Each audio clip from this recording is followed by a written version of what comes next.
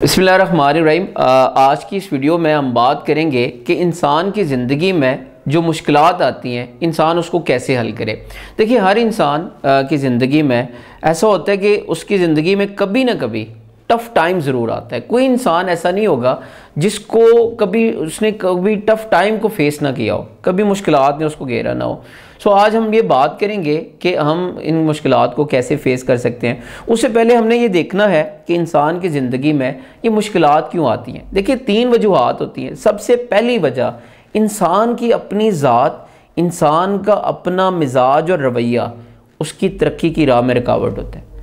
मसलन एक इंसान है, वो सुस्त और काहिल है। ये जो सुस्ती और काहिली है उसकी तरक्की की राह में रुकावट है। अब एक ऐसा इंसान जो कॉम्पिटेंट है, मेहनत करने वाला है, अच्छा इंसान है, लेकिन वो गुस्से का तेज़ है। जो गुस्से का आ जाना है वो क्या करता है, वो इंसान के सारे काम को ख़राब कर देता है। सो पहली वजह कि इंसान की अपनी ज़ात उसकी ज़िंदगी में मुश्किलात खड़ी कर देती है। दूसरी वजह कि बाज़ औक़ात इंसान के जो दोस्त अहबाब हैं, जो रिश्तेदार हैं, वो उसकी तरक्की की राह में रुकावट होते हैं, वो उसके लिए मसाइल पैदा कर देते हैं। देखिए, हर इंसान की ज़िंदगी में एक वक्त ऐसा आता है जब वो तरक्की करना शुरू करता है, तरक्की की मनाजिल को तय करता है। जैसे ही वो कामयाब होना शुरू करता है, उसके हासिल बनना शुरू हो जाते हैं। लोग उसके काम को नापसंद करना शुरू कर देते हैं। बर्टन रसल कहता है कि मुझे ज़िंदगी ने ये बात सिखाई कि लोग मेरी खामियों से ज़्यादा मेरी खूबियों को नापसंद करते हैं। सो पता चला कि कोई भी इंसान अगर आपका हासिद है, जो आपको नापसंद करता है, वो आपकी खामियों की वजह से आपको नापसंद नहीं करता, बल्कि आपकी खूबियों की वजह से आपको नापसंद करता है। क्योंकि वो इंसान, उसके अंदर इतनी कैपेसिटी नहीं होती, उसके अंदर वो सलाहियत नहीं होती कि जहाँ पे आप हैं वो वहाँ पे पहुँच सके। दैट्स वाई उसके पास एक ही तरीका है कि वो आपका हासिद बन जाए, वो आपकी बैक बाइटिंग करे।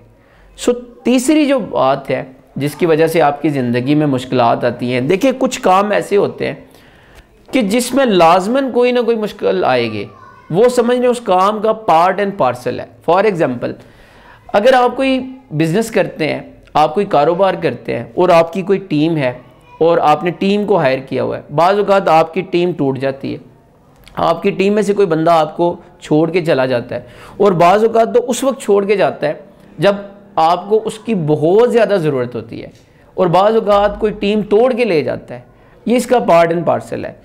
सो अब हम हल की तरफ आ जाते हैं कि आपकी ज़िंदगी में जब मुश्किलात आती हैं तो आपने इनको हल कैसे करना है। इसके लिए सबसे पहला काम ये करें कि आप अभी कॉपी पेंसिल लें, एक जगह पे बैठें, और इस वक्त ज़िंदगी में जिन मुश्किलात को फेस कर रहे हैं, जो भी चीज़ें हैं, आप उसको एक पेज के ऊपर लिख लें। जब आप देखें आप जहन में हर वक्त मुश्किलात को सोचते रहते हैं तो आपका जहन इंतशार का शिकार हो जाता है, आपका जहन थक जाता है। तो आप क्या करें, एक लिस्ट बनाएं, जिन जिन प्रॉब्लम को आप फेस कर रहे हैं उन सबकी एक लिस्ट बना के उसको सामने रखें, और जब इनको हल करना शुरू करें तो इसमें बेसिक एक असूल याद रखें कि जो सबसे मुश्किल काम है उसको आपने सबसे पहले करना है। देखिए, बहुत सारे लोग इस वजह से वो कामयाब नहीं हो पाते और गुमनामी का शिकार हो जाते हैं। इस वजह से होते हैं क्योंकि वो जो मुश्किल काम होता है उससे घबरा जाते हैं, उसको छोड़ देते हैं। आपने मुश्किल काम से घबराना नहीं है, आपने उसको छोड़ना नहीं है। आपने सबसे पहले मुश्किल काम को पकड़ना है, उसको हल करना है, उसके बाद आसान काम की तरफ जाना है। दूसरी बात यह है कि देखें, ये बात कन्फर्म है कि जब भी आप कामयाब होंगे आपकी ज़िंदगी में हासिल ज़रूर आएंगे। देखिए, हज़रत अली रज़ी अल्लाह तआला अन्हु फरमाते हैं कि जब तुम्हारी मुखालफत हद से ज़्यादा बढ़ जाए तो समझ लो कि अल्लाह ताला तुम्हें कोई मकाम देने वाला है। कि देखें, अगर सारे ही आपको पसंद करना शुरू कर दें, ऐसा नहीं होगा। आपकी लाइफ में समझ लें, जैसे जैसे इस साइड से आप तरक्की कर रहे हैं, उस साइड से आपके हासिल बनना शुरू हो जाएंगे। ये कन्फर्म बात है।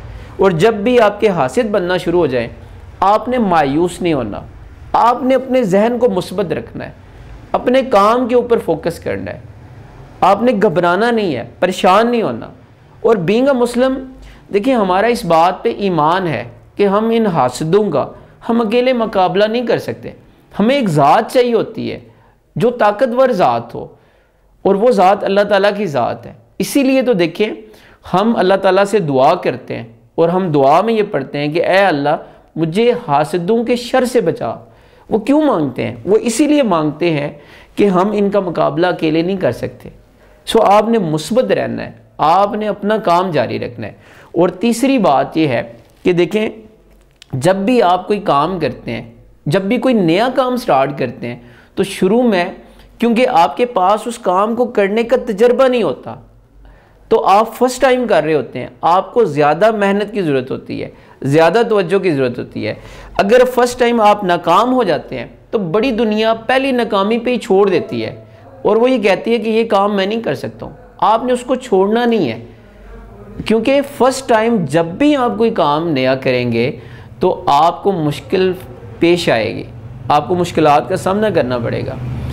आपने छोड़ना नहीं है, गिव अप नहीं करना। वो बड़ी अच्छी कोटेशन है कि winner never quit and Quetta never win, कि जो हार जाता है वो कभी जीत का मज़ा नहीं चख सकता, और जो जीत जाता है वो हार को तस्लीम नहीं करता। आपने मुस्बत रहना है।